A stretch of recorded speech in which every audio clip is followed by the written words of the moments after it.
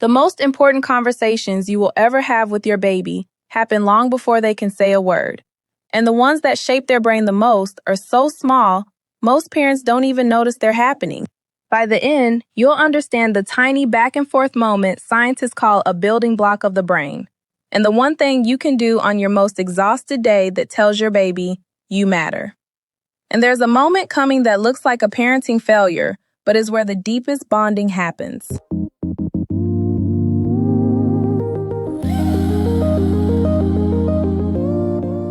Welcome back to Talk Tech Therapy. I'm China, a licensed therapist, and this is where we decode what may be happening beneath your child's behavior. And I'm Kai. China, you said conversations before words, but a newborn can't talk yet. What is actually being said? More than you think. Your baby coos, reaches, or locks onto your eyes. That's a serve. You coo back, name the feeling, or just smile. That's the return. Harvard's Center on the Developing Child calls it serve and return, and it's one of the main ways a young brain wires itself. Every exchange is literally building connections in there. Okay, myth I want to bust for parents. A lot of us think bonding means big gestures, the perfect nursery, expensive toys. You're saying it's coos and eye contact? That's exactly it. The wiring happens in the small stuff, which raises the harder question.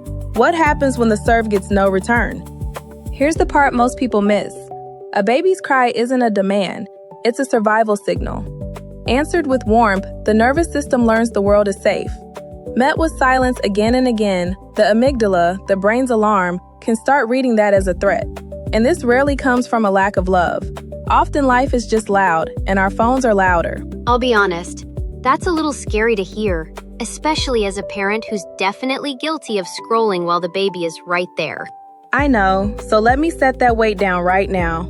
You do not have to catch every single cue. In many children, what matters most isn't perfection, it's repair. Think of your face as a mirror. Your baby learns who they are by seeing themselves reflected in your response.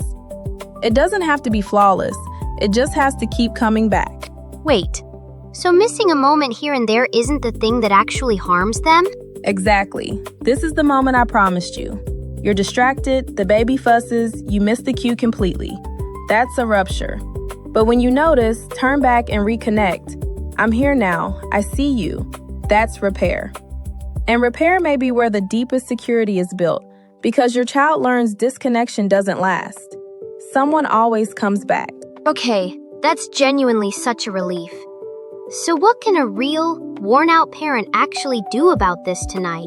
One small thing. Pick one daily moment. A feeding, a diaper change, bath time, and make it phone-free. Get to eye level and narrate what you see. You found your toes.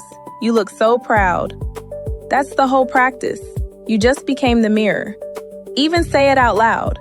I see you, and I'm right here.